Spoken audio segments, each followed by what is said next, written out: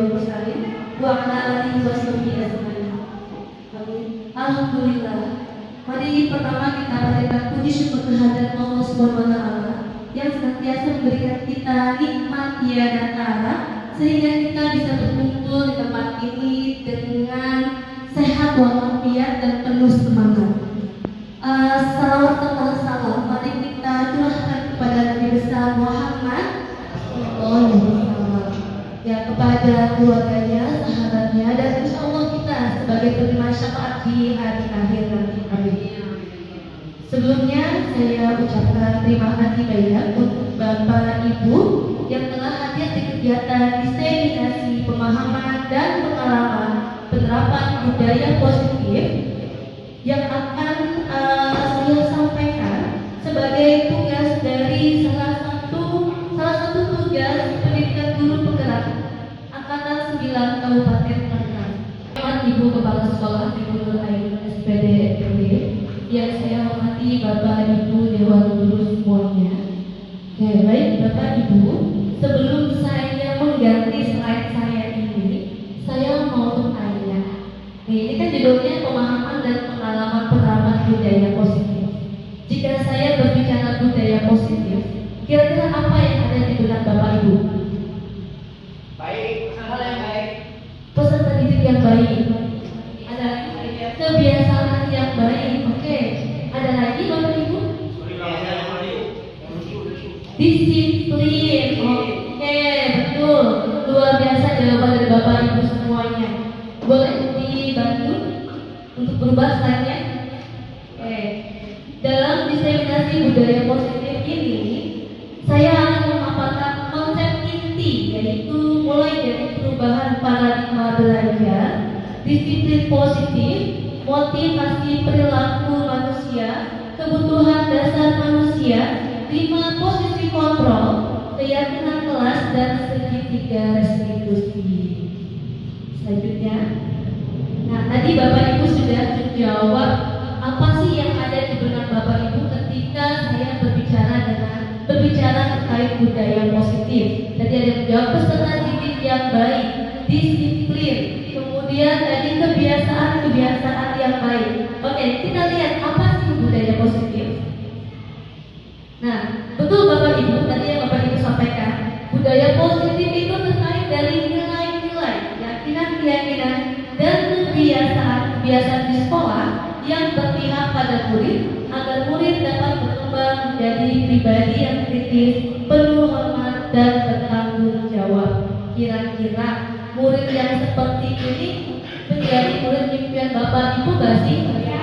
Iya, kita berharap semua murid kita menjadi pribadi yang kritis, penuh hormat, dan bertanggung jawab.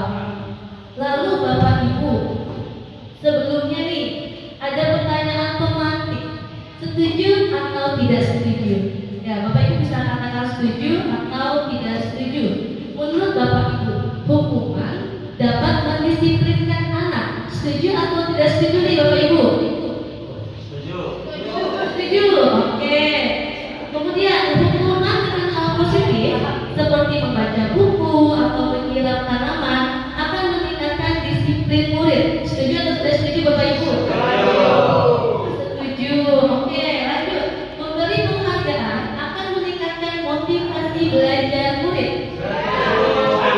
Kompak ya, semuanya bilang setuju. Selanjutnya, guru harus berperan sebagai teman murid. Nah, setuju. Oke, guru menentukan solusi untuk setiap permasalahan murid. Ya, ada yang setuju, ada yang tidak setuju. Oke, jawaban Bapak Ibu nanti akan terjawab dengan pemaparan yang akan saya sampaikan. Oke, selanjutnya, dan kita mulai dari pembelajaran dengan paradigma baru. Apa sih maksudnya pembelajaran dengan paradigma baru? Pembelajaran dengan paradigma baru berfokus pada pembelajaran berpihak pada murid melalui pembelajaran terdiferensiasi sehingga murid belajar sesuai dengan kebutuhannya pada tahap perkembangannya untuk mewujudkan profil belajar Pancasila. Oke, sekarang saya mau tanya nih Bapak Ibu. Kita menelaah kegiatan belajar kita di kelas. Apakah Bapak Ibu sudah menerapkan pembelajaran dengan paradigma baru, yaitu pembelajarannya apakah sudah teacher center, sudah student center atau masih teacher center? 50-50, kok bisa 50-50 Bu? Oke, kadang-kadang berfokus pada siswa, kadang-kadang berfokus pada guru sebagai sumber belajar. Oke, ada lagi yang lain yang ingin menambahkan atau memberikan pengalaman atau menyampaikan sesuatu terkait paradigma baru? Ya, kalau misalnya pelajaran fisika itu kalau studio center aja kan mesti dia kan terapkan dulu baru dia menulis. Iya betul, anak-anak itu tidak bisa dilepas begitu aja. Jadi kita harus ada mendampingi anak-anak untuk belajar dengan memberikan sumber belajar yang bervariasi. Oke, terima kasih banyak Bu Suryenti. Selanjutnya, oke, perubahan paradigma stimulus respon menjadi teori kontrol atau teori pilihan. Jadi gini Bapak Ibu, coba kita telah kembali. Biasanya kalau anak berbuat kesalahan, Bapak Ibu langsung memberikan sanksi atau ngajak ngobrol dulu? Ditanya dulu. Ya, ada lagi? Ditanya dulu. Gak langsung kasih hukuman ya Bapak Ibu ya? Enggak, oke. Perhatikan, ketika kita masih menggunakan stimulus respon, kita mencoba mengubah orang agar berpandangan sama dengan kita. Jadi tentu saja kita memaksa anak itu memiliki pandangan sama kita. Kalau misalnya dia melakukan kesalahan, kemudian kita bilang kamu salah, ya udah itu harus ikutin. Kalau dia memang salah seperti itu. Jadi disesuaikan belajar pun demikian. Apa yang kita sampaikan itu dianggap suatu kebenaran yang mutlak. Jadi sebagai sumber belajar mereka itu hanya dari kita saja seperti itu. Kemudian perilaku buruk dilihat sebagai suatu kesalahan. Betul nggak Bapak Ibu? Perilaku buruk dilihat sebagai suatu kesalahan. Ketika anak melakukan kesalahan, kita akan menjudge dia salah. Kalau kamu salah seperti itu, dia nggak menjadi PR, dianggap malas. Seperti itu. Betul nggak Bapak Ibu? Ya. Kemudian orang lain bisa mengontrol saya. Apakah demikian? Tidak. Siapa yang mengontrol diri kita sendiri? Diri sendiri, betul. Pemaksaan ada pada saat bujukan gagal. Jadi ketika Bapak Ibu sudah merayu anak-anak nih untuk anak-anak diam ya, kemudian anak itu rame dan akhirnya ada tuh keluar ucapan pemaksaan seperti itu. Maka Bapak Ibu, oke, selanjutnya modal berpikir menang kalah. Jadi ada kalau misalnya kita sudah memberikan nasihat atau mungkin memberikan pendapat, ketika anak itu melakukan, oh berarti kita menang nih, anak yang kalah. Padahal apa? Anak itu memiliki kontrol dirinya sendiri. Dia yang menentukan. Ketika dia melakukan kegiatan yang kita minta, artinya dia mendorong dirinya sendiri untuk melakukannya, bukan karena kita yang memaksa. Tuh, makanya lebih baik ini sama saya juga belajar mulai dari stimulus respon menjadi teori kontrol atau pilihan, yaitu kita berusaha memahami pandangan orang lain tentang dunia. Jadi kita tidak hanya fokus dengan cara pandang kita sendiri, kita juga perlu untuk memahami pandangannya terhadap hal itu. Seperti itu. Kemudian semua perilaku memiliki tujuan. Ketika anak melakukan kesalahan, kita cari tahu dulu alasannya. Apa tujuan dia? Apa alasan dia melakukan hal itu? Hanya Anda yang bisa mengontrol diri Anda. Hanya kita Bapak Ibu yang bisa mengontrol diri kita, bukan orang lain. Selanjutnya, Anda tidak bisa mengontrol orang lain. Betul ya Bapak Ibu seperti itu? Oke, kolaborasi dengan konsensus menciptakan pilihan-pilihan baru. Berkolaborasi, dan pastinya nanti akan saling berdialog, bertukar pikiran. Dengan begitu kita akan mempunyai option yang lebih baik untuk dilakukan. Dan yang terakhir, model berpikir menang-menang. Jadi tidak ada yang menang kalah. Semuanya solusi itu sama-sama menguntungkan. Tidak ada yang merasa terpaksa untuk melakukan.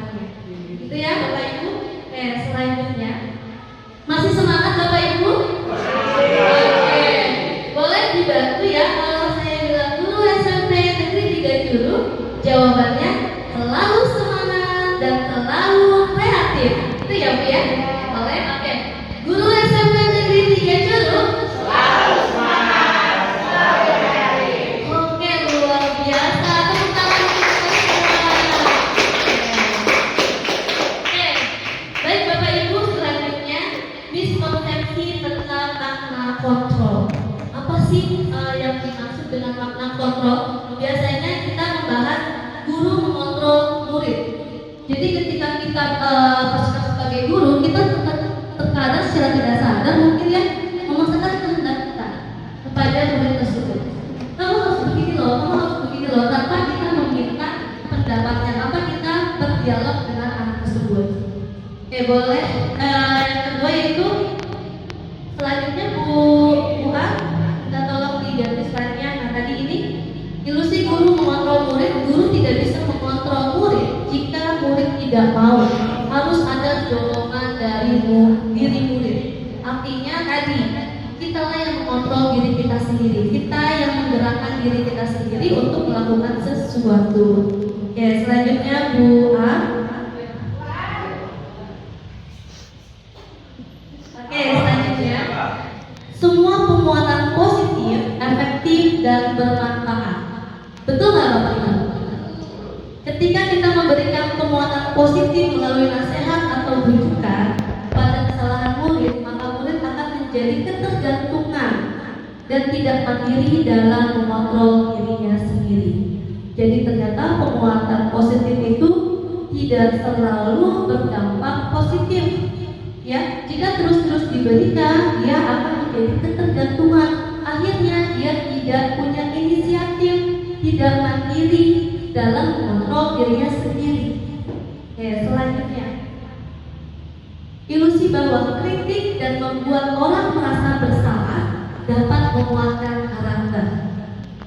Nah, pernah nggak ada dalam kondisi ini Bapak Ibu? Kritik yang diberikan diupayakan dapat membangun kepercayaan diri murid, bukan kritik yang mengontrol murid menuju identitas yang gagal.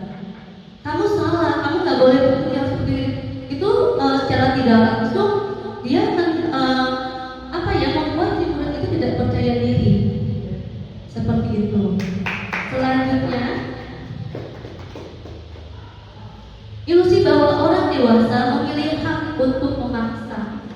Maksudnya apa nih? Setiap murid memiliki hak untuk memilih dan menentukan pilihan, dan guru tidak berhak untuk memaksakan kehendaknya pada murid. Seperti itu. Jadi baiknya nih Bapak Ibu, ketika kita menyelesaikan permasalahan murid untuk mewujudkan budaya positif, kita ajak anak itu berdialog terlebih dahulu, ajak berkomunikasi supaya apa? Supaya kita bisa menggali informasinya, kemudian mendorong murid untuk berinisiatif mencari solusi terbaik untuk dirinya sendiri. Oke, selanjutnya 4. Nah, kita bahas disiplin positif. Selama ini kita sering menghubungkan disiplin dengan hukuman. Jadi kalau misalnya anak mau disiplin, kita harus kasih hukuman ketika dia melakukan kesalahan. Dan ternyata itu keliru Bapak Ibu. Disiplin positif tidak harus dengan memberikan hukuman.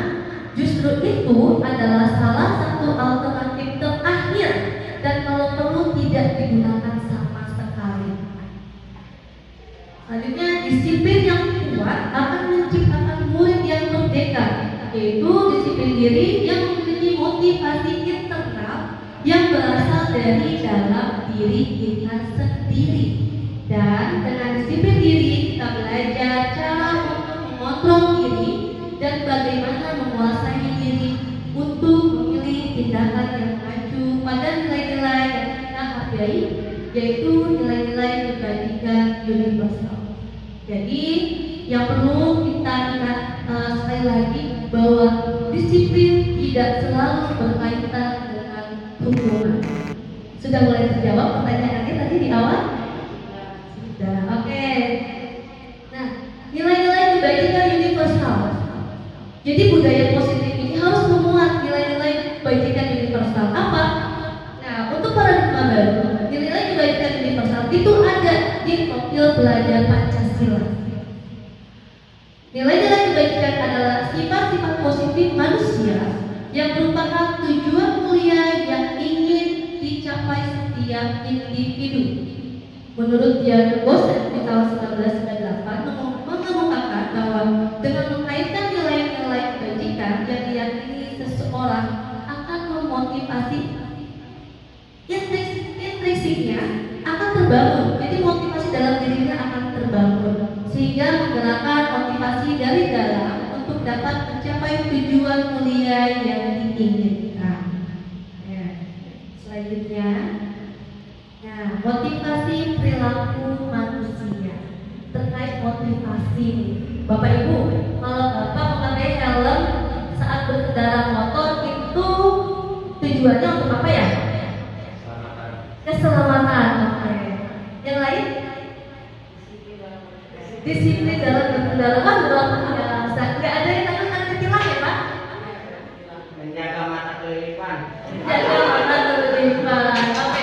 Berarti luar biasa ya Bapak Ibu. Berarti sudah muncul tadi motivasi intrinsiknya. Nah, di sini dikatakan kalau Bapak hanya menghindari tidak nyaman atau hukuman, dan misalnya ditilang, berarti motivasi masih eksternal, masih dari luar, bukan dari diri sendiri. Tapi tadi kalau sudah keselamatan, sudah tahu berarti motivasi intrinsiknya. Kemudian pertanyaan selanjutnya Bapak, mengapa Bapak Ibu datang tepat waktu ke sekolah? Takut dimarahi atasan. Iya ya. Dan motor luar biasa ya Bapak Ibu. Oke, ya. Iya, berarti untuk mendapatkan imbalan atau penghargaan dari orang lain. Oke, jadi motivasi internalnya belum muncul ya Bapak Ibu, karena motivasi internal itu untuk menjadi orang yang mereka inginkan dan menghargai diri sendiri dengan nilai-nilai yang mereka percaya, yang kita inginkan dan yang kita percaya. Ketika kita percaya tadi pakai hal keselamatan, oh berarti itu sudah muncul motivasi dalam dirinya sendiri, tidak dipaksa-paksa seperti itu. Ketika kita datang tepat waktu, karena memang itu kewajiban kita, nah itu motivasi intrinsik kita. Tapi karena tadi karena apa? Takut ditegur ya, takut TPP-nya dipotong. Wah itu berarti kalau misalnya kondisinya berbeda, pasti datang sekolahnya telat dulu ya Bapak Ibu ya. Oke, selanjutnya Bapak Ibu. Nah, tadi ini sudah dibahas motivasi eksternal berarti dari luar, dan namanya motivasi internal itu dari dalam diri sendiri yang termasuk ke dalam disiplin positif. Oke, selanjutnya Bu An. Nah, ada istilah dihukum oleh penghargaan. Maksudnya apa ya dihukum oleh penghargaan? Bapak Ibu suka kasih penghargaan ke murid-muridnya? Suka. Contohnya apa Pak? Coklat.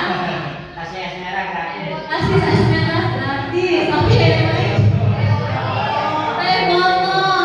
Oke, biasa. Ya. Ternyata Bapak Ibu, penghargaan itu juga bisa menjadi hukuman untuk murid.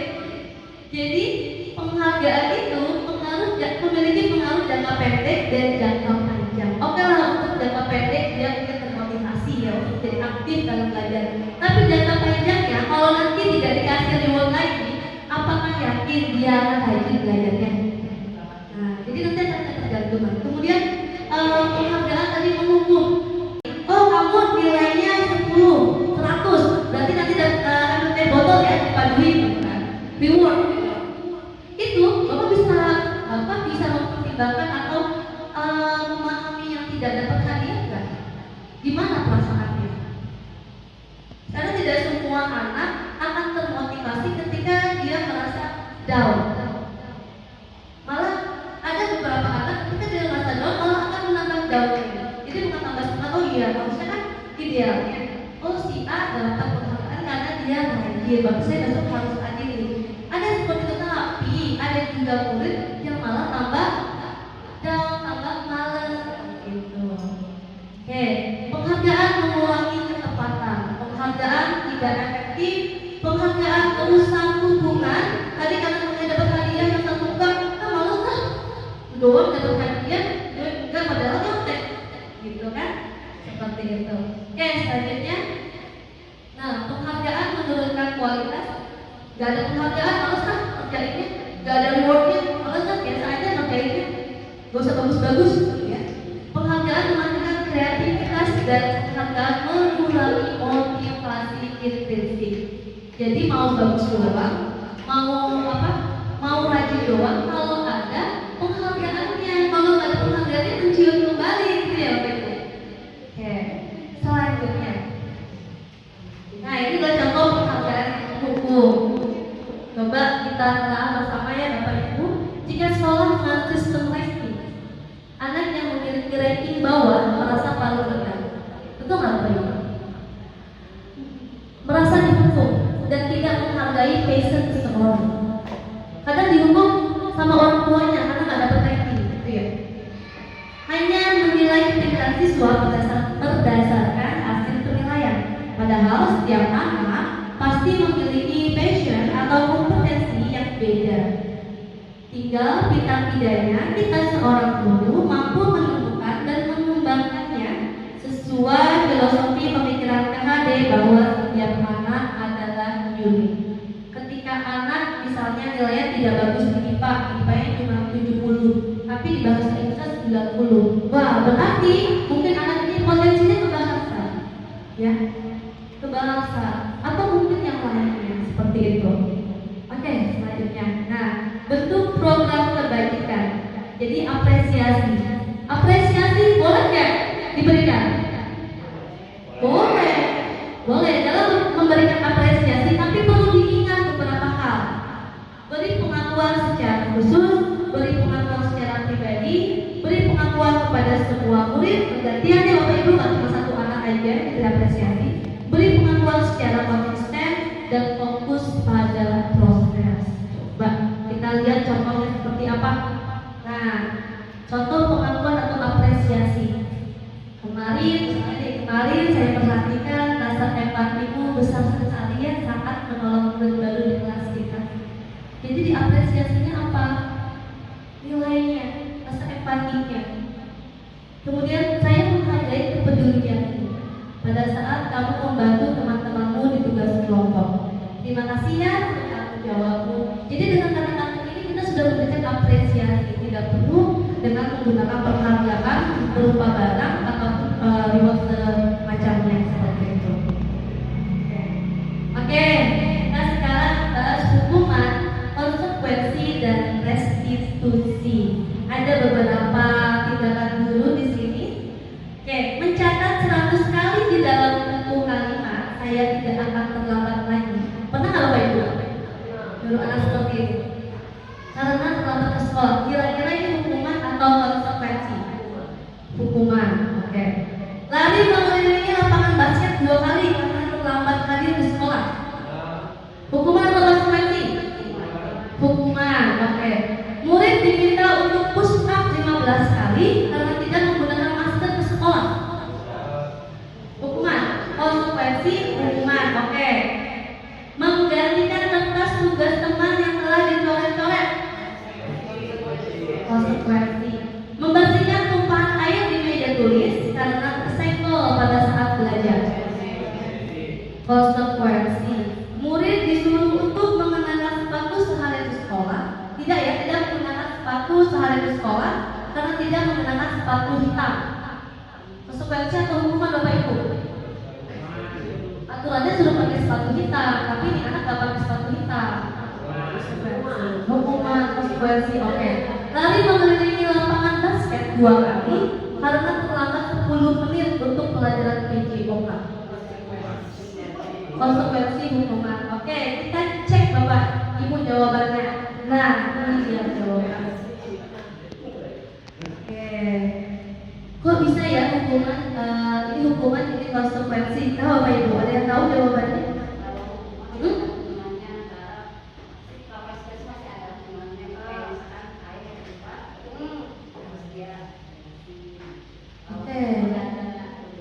Oke, luar biasa teman-teman. Kalau hukuman itu tidak ada hubungannya dengan apa yang dia lakukan ya, kesalahannya. Tapi kalau konsekuensi itu berhubungan dengan kesalahannya. Jadi seperti dia menggantikan kertas temannya yang telah dicoret-coret. Oke, karena yang coret-coret itu dalam kertasnya, maka digantikan dengan kertas mengentaskan seperti itu. Oke, luar biasa banget. Tangan ya bantu banget. Anak belajar untuk menyembunyikan kesalahan karena takut dihukum ya Bapak Ibu. Marah, merasa bersalah, dipermalukan dan merasa tak dihargai. Itu efek atau dampak dari hukuman. Dan konsekuensi sesuatu harus terjadi. Ketika tadi anak menumpahkan air, maka dia harus membersihkan tumpahannya tersebut. Itu konsekuensi. Membuat anak merasa tidak nyaman dalam jangka waktu pendek. Jadi buat nyamannya hanya jangka waktu pendek saja ya Bapak Ibu. Tidak sampai tidak sampai membenci kedisiplinan itu. Seperti itu. Anak menghargai disiplin. Stimulus tanggapan. Mendorong anak agar mudah menyesuaikan diri. Konsep diri yang baik.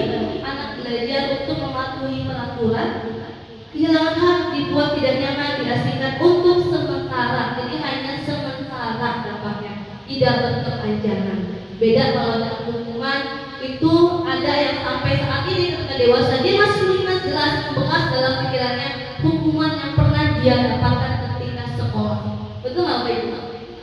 Ya, kalau kita flashback balik lagi, mungkin Bapak Ibu yang pengalaman dulu di sekolah SD, SMP, SMA pernah dihukum nggak Bapak Ibu? Sering. Masih ingat? Ingat banget. Nah itulah. Ya, itu dampak dari sebuah hukuman. Oke, selanjutnya buat. Ya, kemudian apa sih restitusi? Nah, mungkin Bapak Ibu sudah sering mendengar kata restitusi.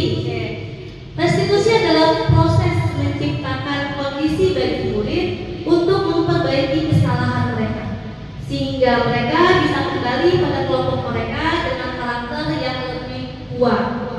Restitusi juga merupakan proses kolaboratif yang mengajarkan murid untuk mencari solusi untuk kesalahan mereka dan membantu murid berpikir tentang orang seperti apa yang mereka inginkan dan bagaimana mereka harus memperlakukan orang lain. Ya, jadi dengan restitusi ini kita memberikan kesempatan kepada murid untuk mereka memikirkan solusi yang terbaik dari diri mereka atas kesalahannya. Tidak selalu kita yang berkehendak kamu salah, kamu harus keliling lapangan, kamu gak ngerjain PR, kamu berdiri di depan. Tidak seperti itu, ya. Tidak seperti itu ya Bapak Ibu. Oke, dilanjutkan. Nah, ini hukuman, konsekuensi dan restitusi. Perbedaan hukuman, konsekuensi dan restitusi tadi sudah kita bahas. Hukuman itu seperti apa, konsekuensi seperti apa, kemudian restitusi. Nah, di restitusi itu merupakan pilihan. Jadi anak nanti akan mendapatkan pilihan untuk kesalahan yang dia lakukan. Kemudian menguatkan untuk murid atau anak dalam jangka waktu yang panjang. Ketika dia menyadari kesalahannya dan dia berusaha untuk memperbaikinya, insya Allah itu mungkin akan menjadi pengalaman yang menguatkan karakter baik si anak itu untuk tidak melakukannya lagi. Korban mendapatkan ganti, murid anak mendapatkan penguatan, masalah terpecahkan. Yang paling penting ya Bapak Ibu, masalah terpecahkan tidak terlalu lama kemudian. Selanjutnya murid anak belajar memecahkan masalah. Anak paham bahwa dirinya sendiri yang pegang kendali kontrol. Anak atau murid tidak kehilangan waktu, namun bersemangat untuk memperbaiki diri. Selanjutnya berupa undangan untuk mengadakan restitusi dibuat oleh murid, menguatkan guru menyebutkan keyakinan kelas, membimbing kerangka acuan berpikir, restitusi murid. Seperti itu ya Bapak Ibu, restitusi. Oke, selanjutnya ciri-ciri restitusi. Ada 9 ciri-cirinya Bapak Ibu. Ya, semoga kita bisa menerapkan di pelajaran kita ya Bapak Ibu. Yang pertama, bukan untuk menebus kesalahan, namun untuk belajar dari kesalahan. Jadi ketika anak memperbaiki masalahnya, perbaiki kesalahannya, dia akan belajar. Bukan cuma oh ya Bu, saya minta maaf, udah besok bisa jadi ulang lagi. Karena dia tidak belajar dari pengalamannya, tidak belajar dari kesalahan. kesalahannya. Jadi dengan restitusi ini diharapkan murid itu belajar dari kesalahannya, memperbaiki hubungan, tawaran bukan paksaan. Seperti ini. Oke, kamu menyadari ini salah. Apa yang akan kamu perbaiki ke depannya? Apa yang akan kamu perbaiki atas kesalahanmu? Nanti anak akan mencoba untuk memunculkan idenya, untuk memunculkan inisiatifnya, memperbaiki kesalahan dengan caranya sendiri. Kemudian restitusi menuntut bukan melihat, menuntut untuk melihat ke dalam diri, menuntut untuk melihat ke dalam diri. Restitusi mencari kebutuhan dasar yang mendasari tindakan. Restitusi diri adalah cara yang paling baik. Restitusi fokus pada karakter, bukan tindakan. Fokus pada karakter murid, ya Bapak Ibu. Restitusi fokus pada solusi, dan restitusi mengembalikan murid yang berbuat salah pada kelompoknya. Oke, selanjutnya. Nah, sekarang keyakinan kelas. Saya yakin dari Bapak Ibu guru di sini sudah mempraktekkan keyakinan kelas di kelasnya masing-masing. Betul Bapak Ibu? Betul. Oke.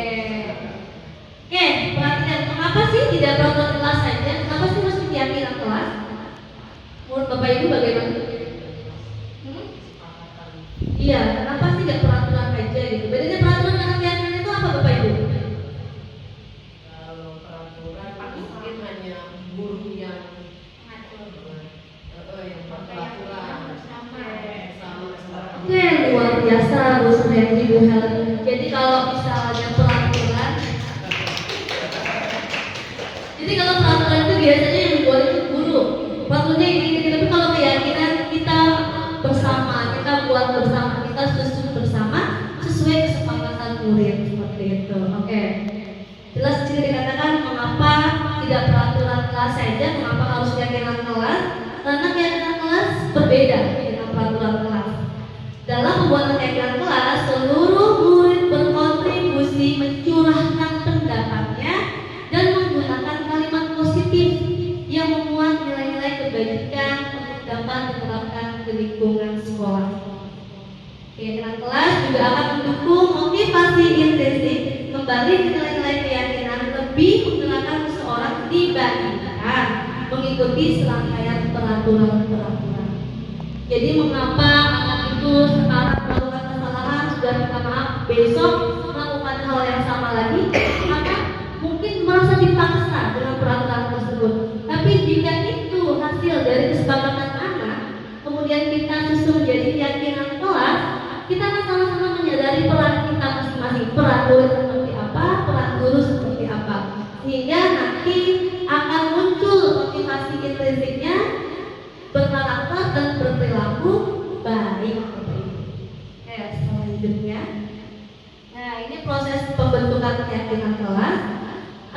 Sebetulnya keyakinan kelas juga pernah saya buat juga di kelas, tapi ternyata harus ditinjau ulang.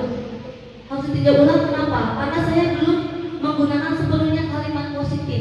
Masih ada kata dilarang, jangan, atau tidak. Jadi baiknya seperti apa sih keyakinan kelas itu? Nah, yang pertama dilakukan dengan curah pendapat. Kita diskusi sama murid-murid. Kita berbagi pengalaman aja ya Bapak Ibu. Kita diskusi sama murid-murid, kita tanyakan kelas impian kalian itu seperti apa? Bu, harus tenang Bu, tidak berisik, kelas yang menyenangkan. Oke, kalau kalian ingin kelas yang menyenangkan, kalau kalian ingin kelas yang tenang, ingin yang tertib, harus bagaimana di dalam kelas? Nah, dari situ mereka akan menuliskan pendapat mereka.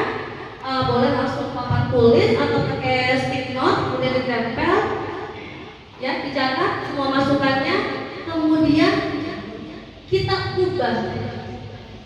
ubah peraturan-peraturan atau mungkin pendapat-pendapat yang masih terkait dengan peraturan. Misalnya tidak boleh nyontek Bu, tidak boleh keluar masuk kelas keseringan, tidak boleh tidur. Nah, dari kata tidak boleh tidur, kemudian tidak boleh keluar masuk keseringan, tidak boleh nyontek, kita ubah menjadi kalimat lebih positif. Apa nih Bapak Ibu? Kalau tidak boleh nyontek, berarti harus bagaimana?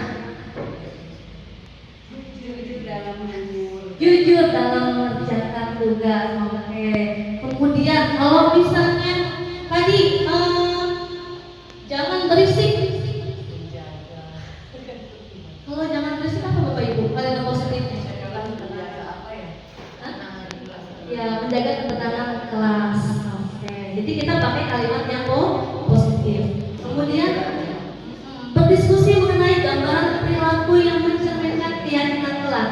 Anak-anak sudah tahu nih jujur dalam mengerjakan tugas, tapi kita perlu menguatkan lagi dengan gambaran perilakunya seperti apa. Dengan mungkin menanyakan, oke, kalau misalnya nih kalian harus jujur dalam belajar, berarti apa yang harus kalian lakukan? Belajar Bu dengan giat, oke. Belajar Bu dengan semangat, oke. Seperti itu. Kemudian berdiskusi mengenai peran warga sekolah. Kita diskusikan peran ibu adalah memfasilitasi pembelajaran kalian. Peran kalian apa? Ayo kelas belajar Bu. Oke. Berarti mereka sudah menyadari kalau mereka tugasnya adalah belajar. Tugas ibu misalnya memberikan evaluasi pembelajaran, melakukan refleksi. Tugas kalian apa? Mengikuti kegiatan belajar dengan aktif Bu. Oke, berarti mereka berkeyakinan, mereka memiliki motivasi intrinsik kesadaran diri untuk belajar aktif. Tanpa kita harus suruh, tanpa kita harus paksa. Wah, kayaknya kalau kelasnya seperti itu bahaya banget ya gurunya ya Bu. Anak-anak belajar semua aktif. Ayo sampai maju ke depan, langsung gitu ya ke depan Bapak Ibu. Terus Satu kelas muridnya satu. satu kelas muridnya satu. Itu tantangan Pak buat kita. Iya, karena kan anak-anak itu beragam ya Pak karakternya. Anak-anak beragam karakternya. Jadi kita juga apa ya? Anak juga beragam juga ya, perilakunya atau tindakannya seperti itu. Oke, kemudian tinjau ulang keyakinan sekolah atau kelas secara bersama-sama dari waktu ke waktu. Jika misalnya nih keyakinan kelas kalian seperti ini, tapi kok tidak terlaksana ya, nah ditinjau ulang kembali boleh seperti itu. Jadi tidak sama dari awal semester sampai akhir semester 1 tahun itu keyakinan kelasnya itu aja Mbak. Jadi bisa diulang, bisa ditinjau kembali, diubah kembali seperti itu. Oke. Nah ini adalah contoh keyakinan kelas. Menjaga kebersihan sekolah, datang tepat waktu, berdoa sebelum dan sesudah kegiatan, saling menyayangi, semangat dalam belajar, peduli dengan teman-teman. Dan ini adalah contoh keyakinan kelas yang saya dan anak-anak buat di kelas 74. Ada 10, gak usah banyak-banyak Bapak Ibu. Kalau banyak kan nanti anak-anak gak ingat. Jadi 10 item itu cukup untuk keyakinan kelas. Oke, selanjutnya. Oke, kebutuhan dasar manusia. Bapak Ibu tahu nggak kebutuhan dasar Bapak Ibu apa? Apa tuh? Makan. Oke. Ada lagi? Tidur. Oh. Nah, makan, tidur, minum itu termasuk apa? Kebutuhan dasar bertahan hidup. Ya, Bapak bisa bertahan hidup karena makan, minum itu untuk bertahan hidup, pakaian untuk bertahan hidup. Kemudian kasih sayang dan rasa diterima, penguasaan, kesenangan, kebebasan. Dan ini tidak juga membutuhkan dasar untuk Bapak Ibu, tapi untuk anak-anak juga. Ketika anak-anak melakukan kesalahan, mungkin ada kebutuhan dasarnya yang tidak terpenuhi. Nah, tugas kita lah menggali informasi sebenarnya kebutuhan dasar apa sih yang mereka butuh. Kenapa sih kamu sering bolos? Pasti ada alasannya kan? Biar kan mereka bercerita, oh dari situ kita bisa menemukan, oh karena mungkin kurang kasih sayang, atau mungkin kurang merasa kesenangan. Bagaimana cara kita mengatasi ini? Balik lagi refleksi pada diri kita. Dia tidak senang di sekolah, kenapa? Apakah pembelajarannya yang kurang menyenangkan? Apakah lingkungan kelasnya yang kurang kondusif dan sebagainya? Jadi rasanya kalau kita mengetahui kebutuhan dasar dari murid kita, kayaknya pembelajaran efektif nih Bapak Ibu ya? Efektif nggak? Efektif. Nah, salah satunya mungkin dengan pembelajaran terdiferensiasi.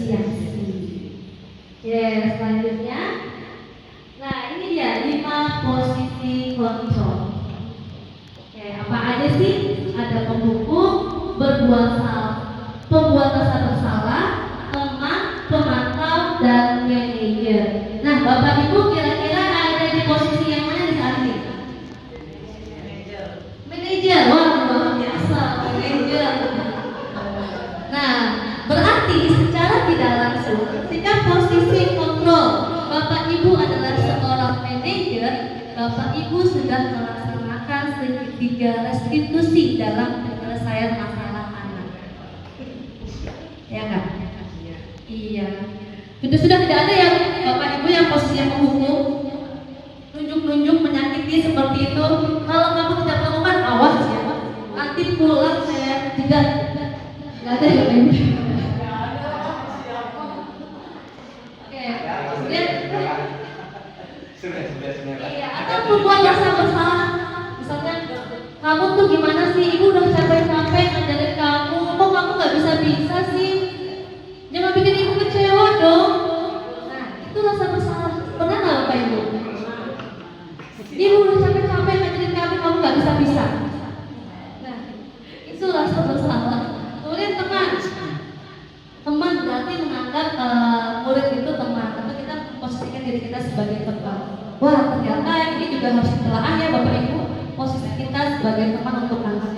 Contohnya misalnya, ayolah lakukan ini demi ibu. Kita kan bestie, ada nggak kayak gitu?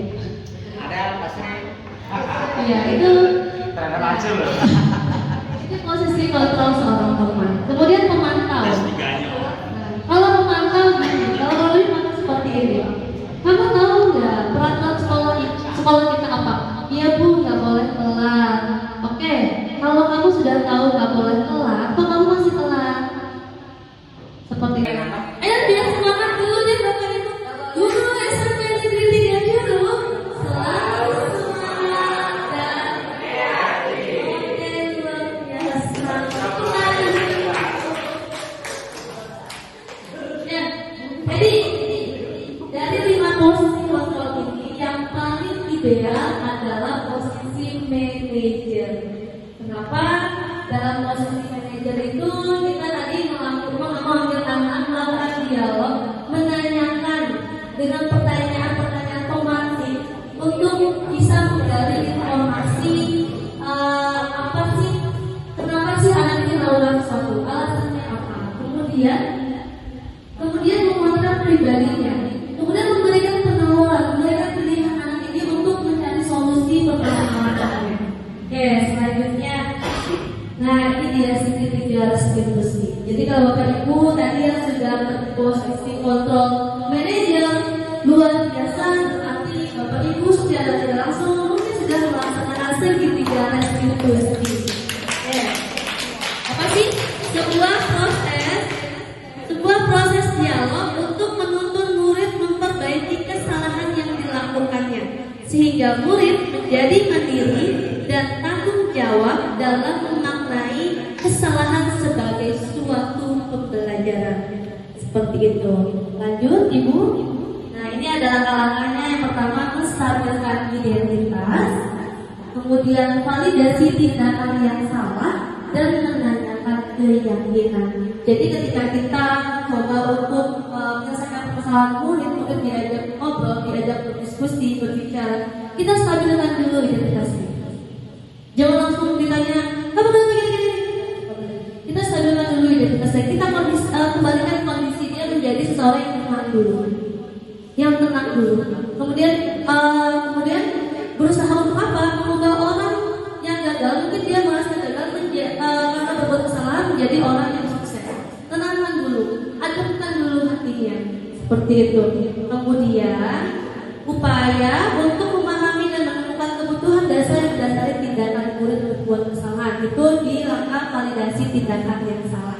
Dan yang selanjutnya tadi menanyakan keyakinan, memunculkan motivasi internal murid untuk mengkaitkan keyakinannya dengan tindakan yang salah. Oke, coba di slide selanjutnya ada contoh. Nah, ini adalah ucapan-ucapan Bapak Ibu guru dalam rangka menstabilkan identitas. Tidak ada manusia yang sempurna, Bapak Ibu paham sekali saat kita melakukan. Tidak ada manusia yang sempurna. Nah, jadi kan dia tidak tenang ya. Artinya, kesalahan ini tidak cuma saya yang melakukan, orang lain juga pernah melakukan. Seperti itu. Kemudian berbuat salah itu masih manusiawi. Selanjutnya, Bu, validasi tindakan yang salah.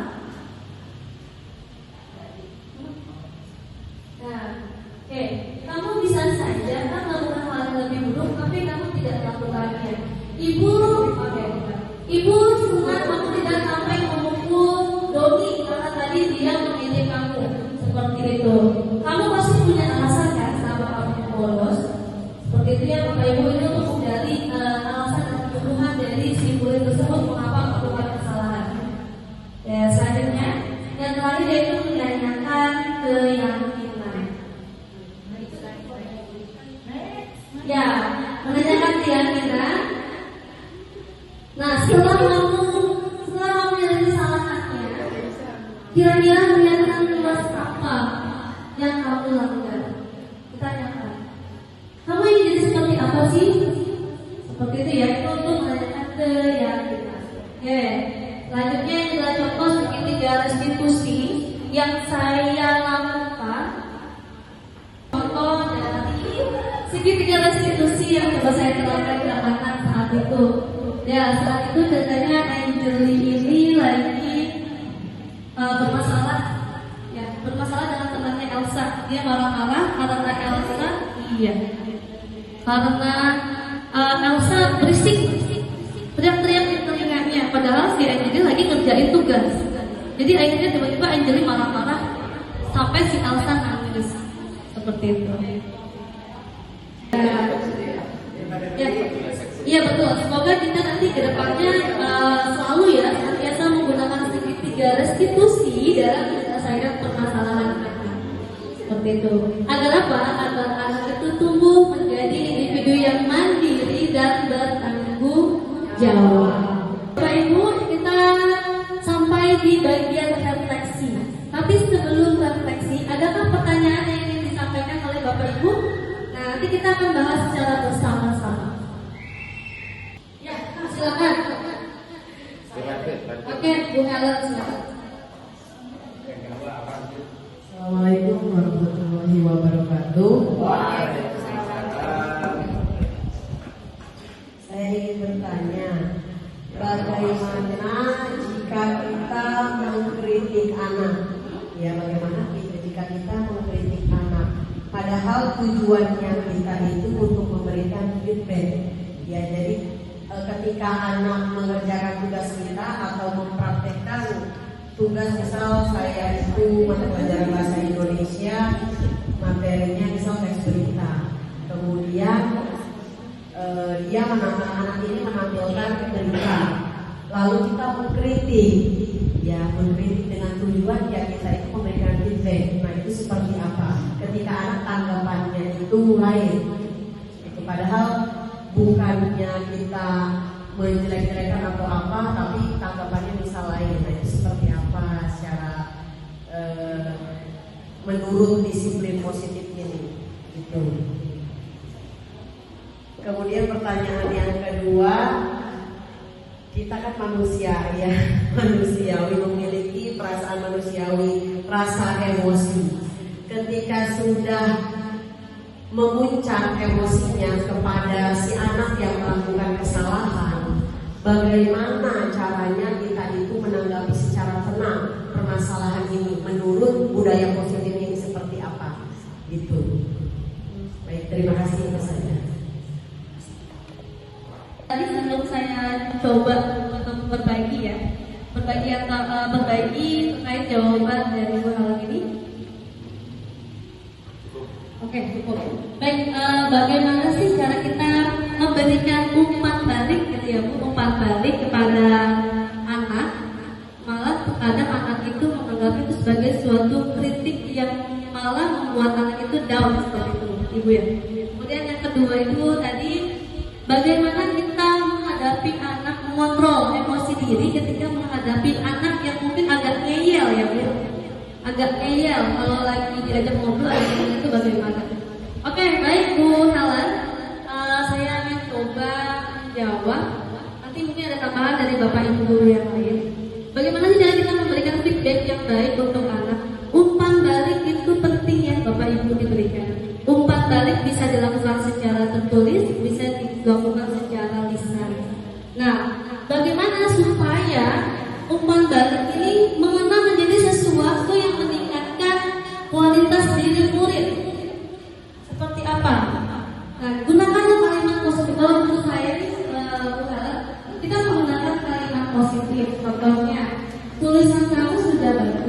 tapi akan lebih bagus jika ditambahkan unsur-unsur yang sesuai dengan jenis teksnya. Itu seperti itu. Ya, itu kan kritik tapi tidak langsung menuju ke titik kesalahan yang dilakukan. Kemudian contoh yang lain misalnya, mungkin kalau matematika ya, cara berhitung kamu belum terlalu tepat. Bagaimana jika menggunakan rumus yang ibu sampaikan? Mungkin itu akan membantu kamu menyelesaikan tugas dari ibu. Jadi seperti itu, mungkin feedback yang bisa diberikan. Kemudian bagaimana sih cara kita kemarin juga sempat ada pengalaman melakukan segitiga restitusi dan dapat siswanya agak ideal. Jadi agak susah karena mungkin dia introvert ya, pendiam, susah diajak bicara. Bagaimana kita menghadapinya? Otomatis kita nggak boleh emosi dulu Bu. Memang kalau anak dia itu memang begitu emosi ya Pak. Ya kan? Ya, tapi kita nggak boleh emosi dulu. Ya, kita nggak boleh emosi. Kalau memang tidak ada titik temu, kita stop dulu dialognya. Kalau bisa kasih anak itu minum dulu, kayak minum dulu. Ibu juga mau minum. Boleh misalnya ditepuk pundaknya, ayo dikasih apa ya? Dikasih gestur atau body language yang bisa menenangkan dia, yang membuat dia percaya kepada kita, sehingga dia bisa menceritakan apa permasalahannya dengan nyaman, apa rasa takut. Seperti itu. Jadi butuh mungkin nanti berhenti dulu sejenak. Jika memang tidak dapat titik temunya, kita bisa berhenti sejenak dulu. Dia bisa duduk dulu, atau mungkin dia bisa rehat dulu. Rehat dalam bagian tempat tidur yang kemudian dia dulu sebentar. Sambil kita mencari tahu atau pertanyaan-pertanyaan apa sih yang perlu kita berikan ke anak ini supaya anak itu mau berbicara kepada gitu mungkin. Ada yang lain yang menambahkan? Silakan. Ini dari Pak Firman. Tadi kalau saya tambahkan sedikit ya. Pertanyaan gue adalah terkait feedback ya. Sebenarnya itu nanti ada di teknik coaching akademik itu. Jadi sebenarnya lebih masuknya ke situ. Kalau kondisi positif kayaknya belum masuk, belum terlalu pas untuk dibahas. Karena nanti ada di teknik coaching itu ada caranya bagaimana kita menggali coaching, bahasanya coach sama coaching kan. Kita sebutkan coach, nanti siswa itu sebutkan coaching. Boleh bisa bagaimana kita dengan guru, kita dengan anak, kita coach, nanti si muridnya coaching. Nanti itu ada tahapan-tahapannya, kita mendengarkan dengan aktif, kita harus menggunakan kata positif, kita dalam tahapannya seperti itu. Jadi ada dua irisan yang berbeda sebenarnya kalau kita bicara positif. Agak-agak tidak masuk dulu karena nanti ada coaching untuk misalkan itu ada lagi poinnya. Poin yang kedua tadi ya manusiawi ya, adalah semua orang pasti punya emosional yang itu semua orang merasakannya baik kita juga kerjanya tidak hanya mengajar, juga ada hal-hal lain yang di luar itu harus kita kerjakan. Segitiga restitusi itu menurut saya sendiri agak-agak malah apa ya, diterapkan bagi anak yang baru mungkin melakukan kesalahan tidak jadi masalah. Kalau anak yang sudah melakukan kesalahan berulang-ulang itu agak susah. Kemarin saya beberapa hari yang lalu ngobrol dengan Pak Arli. Ya tadi seperti dijelaskan oleh misalnya kita harus tahu dulu kebutuhan dasarnya. Setelah saya berbicara dengan Pak Arli, ya memang kebutuhan dasar di rumah kita tidak terpenuhi. Ada beberapa hal yang seperti jaga citaannya, kasih sayangnya itu tidak terpenuhi. Saya ngobrol dengan dia secara intens dengan sekitar restitusi itu, ya ketemu tuh ternyata dia misalkan dikasih uangnya segini, dengan bapaknya jarang ngobrol karena bapaknya main HP terus, sama seperti si Bagas secara ekonomi dia kuat tapi bapaknya jarang ngobrol, hanya ngobrol dengan mamanya. Jadi ada beberapa hal yang memang tadi kembali kebutuhan dasarnya sih. Kalau dia kebutuhan dasarnya tidak terpenuhi dengan baik, pasti ada hal yang akan dia lakukan di luar kebiasaan orang yang lain. Kayak Pak itu luar biasa, jadi saya selalu mencari perhatian karena di rumahnya memang orang tuanya tidak memperhatikan dengan maksimal. Akhirnya yang harus kita lakukan pertama, saya dulu awal agak susah dalam segitiga restitusi karena memang kita tidak terbiasa, bahkan kita ada 3 irisan ketika sisi yang harus kita lakukan. Dan itu kalau dihafal agak susah, kalau udah di lapangan kita bisa mengambil pakainya gitu. Jadi saat caranya ya kita pakai dari institusi memang mau nggak mau harus coba dilakukan karena itu yang paling katanya sih paling efektif sejauh ini karena belum ada cara lain yang restitusi itu kan dalam bahasa pajak kan itu dari pajak kan restitusi itu pengembalian sebenarnya kita dari restitusi kan dari pajak itu pengembalian jadi kita tuh mengembalikan anak ke kodak al aslinya kan pada dasarnya kata KHD itu kalau ada yang bilang anak itu kertas kosong itu tidak pas katanya sekarang kalau anak itu sebenarnya kertas yang punya tulisan sama-sama dan guru itu harus menebalkan sama-sama itu. Jadi kalau ada yang bilang anak itu kertas kosong dan kita boleh tulis apapun di mereka itu kurang tepat. Jadi anak itu kertas yang punya garis sama-sama dan kita guru harus menebalkan garis sama-sama itu. Artinya semua orang pasti punya. Kita positifnya semua orang punya mungkin si ini begini, tapi dia yang kita yakin bahwa mereka pasti ada hal yang harus dikembangkan dari anak tersebut. Jadi berusaha berpikir positif aja gitu kan. Anak itu pasti begini, mungkin dia ada yang bersifat gini gitu aja sih kalau saya ya. Berusaha tapi apa susah sih. Ya ada sesuatu tertentu yang kita juga tidak bisa mengontrol diri secara maksimal juga. Apalagi kalau capek, panas, sudah belajar kerja. Ya. Jadi terima kasih Bu Ewan dan. Terima kasih banyak luar biasa penguatan dari Pak Firman ya terkait dari anak itu unik, semuanya berbeda dan dia tidak dilahirkan seperti kertas kosong, dia punya tulisan sama dan tugas kita adalah menebalkan tulisan tersebut. Oke, baik Bapak Ibu ada pertanyaan yang lainnya? Ya silakan Pak Budian. Kalau saya perhatikan untuk materi mungkin itu materi dulu ya materi yang disampaikan oleh narasumber atau disebut dengan Nisna materinya luar biasa itu kebiasaan sehingga apa yang disampaikan ini bisa menjadi inspirasi kita untuk menangani permasalahan-permasalahan yang ada di kelas ketika kita mengajar. Yang luar biasa. Ini suatu keberuntungan juga bagi saya bisa hadir. Pertama, narasumbernya cantik. Kedua, narasumbernya bagus. Tiga, materinya luar biasa. Nah, ini tugas kita. Ketika kita mendapatkan atau ada siswa seperti itu, nah ini tugas kita untuk sama-sama walaupun kita tidak bisa 100% untuk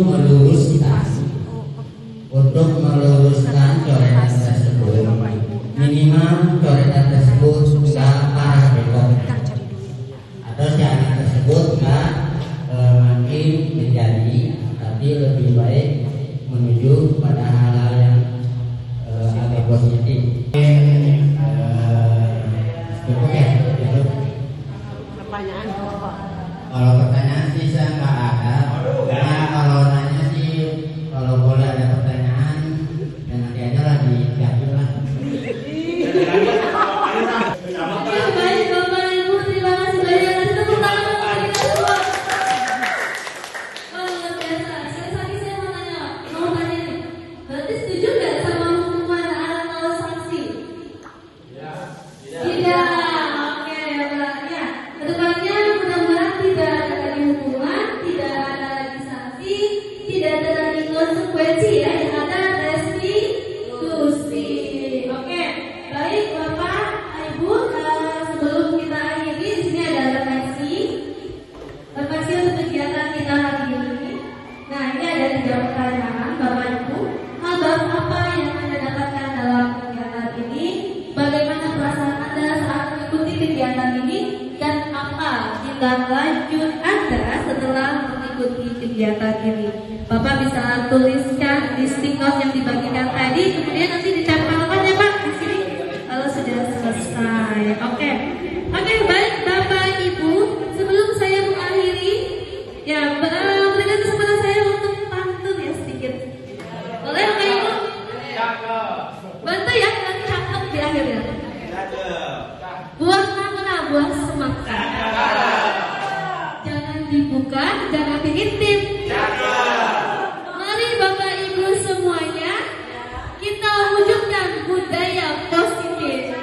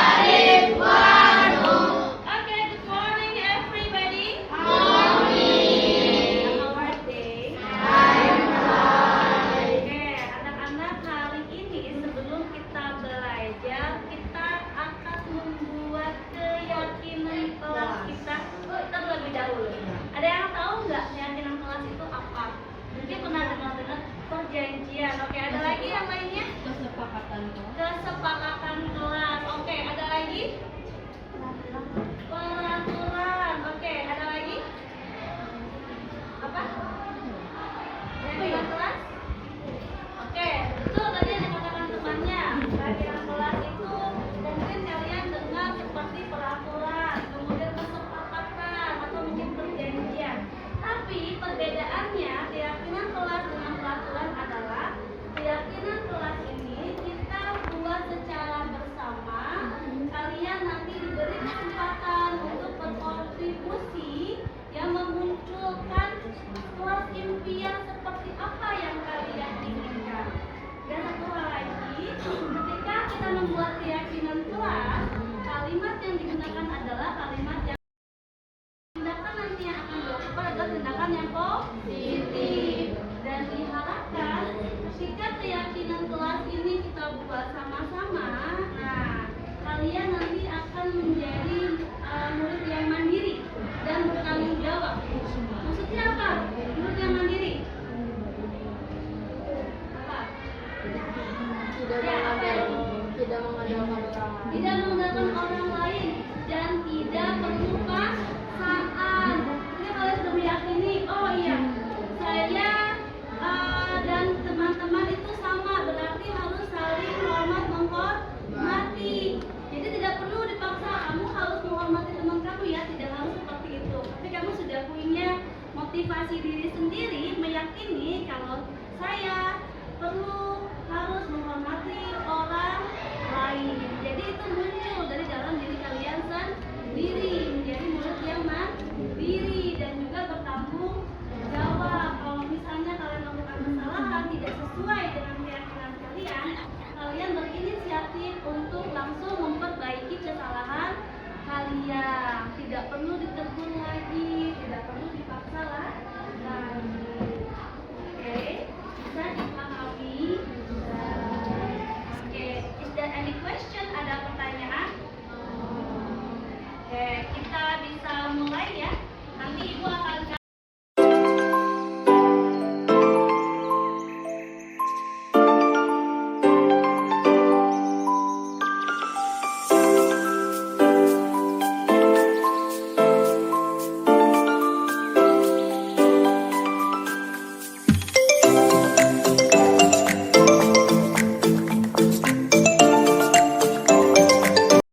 dikasih nama, boleh. Contohnya misalnya ini, contohnya kalian ingat ya peraturan sekolah atau peraturan kelas yang pernah kita sering ucapkan atau pernah kita buat sebelumnya.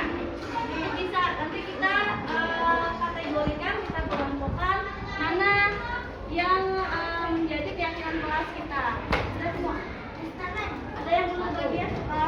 Tadi katanya kalau boleh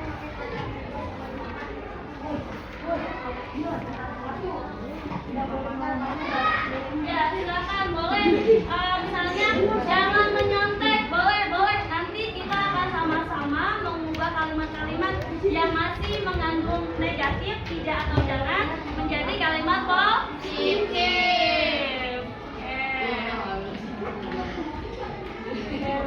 Udah, di-post.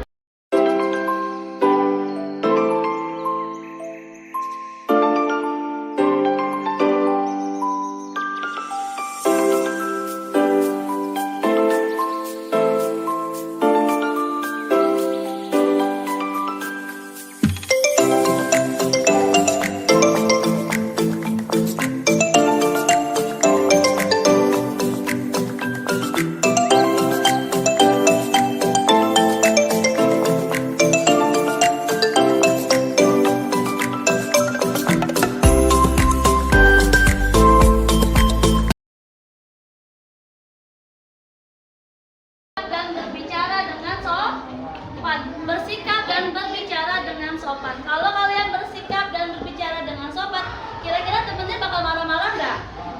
Enggak. Gitu ya. Kemudian apa lagi? Tidak boleh makan di kelas. Tidak boleh makan di kelas. Berarti bagaimana tuh kalimat positifnya? Tidak boleh makan di kelas. Berarti kalau makan di kelas, kenapa nggak boleh makan di kelas? Kalau kalian bawa makanan di kelas, mungkin nggak mengotori kelas. Mungkin tidak mengotori kelas.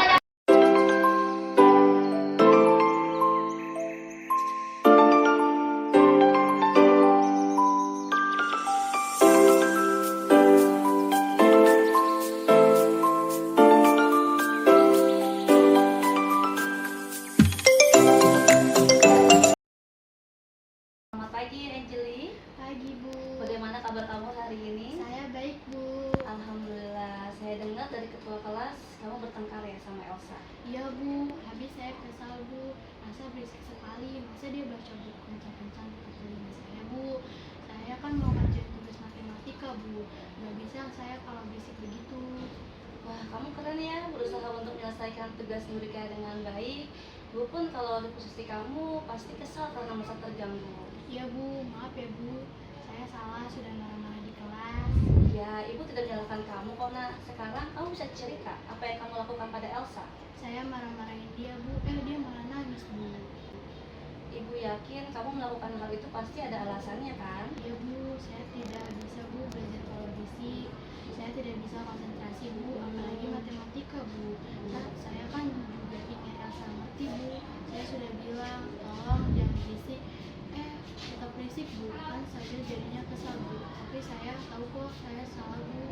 Oke, baiklah. Setiap orang pasti pernah melakukan kesalahan dan alasan kenapa melakukannya. Sekarang menurut kamu, apakah ada yang cara lebih baik dilakukan daripada marah-marah di kelas? Saya tidak tahu Bu. Coba kamu ingat kembali keyakinan kelas apa yang telah kita sepakati bersama. Iya Bu, saya sudah bisa lepasan dengan marah-marah di kelas. Kita harus saling menghormati dan masuk-masukan Bu. Nah, betul sekali Angeline. Menurut kamu, penting tidak sih menghormati dan bersikap santun kepada teman? Penting sekali Bu. Oke, sekarang jika kamu meyakininya, apa kamu mau memperbaiki kesalahanmu? Iya Bu. Bagaimana kamu akan memperbaikinya, Angeline? Saya mau minta maaf sama Elsa dan tidak akan marah-marah lagi jika Elsa seperti itu lagi. Saya akan sabar dan aku memberitahu dulu jika saya terganggu. Wah, betul sekali Angeline. Hebat, kamu sudah menunjukkan sikap tanggung jawab. Tetap semangat ya, Angeline. Iya Bu, terima kasih Bu. Oke, sekarang kamu bisa kembali ke kelas. Assalamualaikum. Waalaikumsalam.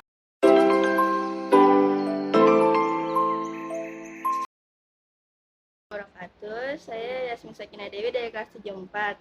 Setelah saya membuat keyakinan kelas bersama Miss Neneng dan teman-teman, saya menjadi paham apa itu peraturan dan keyakinan kelas. Saya merasa senang karena keyakinan kelas itu sangat penting untuk kami agar kelas menjadi efektif. Terima kasih. Wassalamualaikum warahmatullahi wabarakatuh. Warahmatullahi wabarakatuh. Saya Ramzi Putra dari kelas 74. Melalui keyakinan kelas, saya jadi tahu peran saya sebagai murid dan saya yakin saya bisa menjadi anak yang baik. Saya merasa senang karena keyakinan kelas dapat menjadikan dasar tindakan yang saya lakukan. Terima kasih. Wassalamualaikum warahmatullahi wabarakatuh. Assalamualaikum warahmatullahi wabarakatuh. Saya Kesia dari kelas 74. Saya merasa senang karena telah menyusun keyakinan kelas bersama-sama. Saya pun akan menerapkannya karena itu sangat penting. Terima kasih. Wassalamualaikum warahmatullahi wabarakatuh.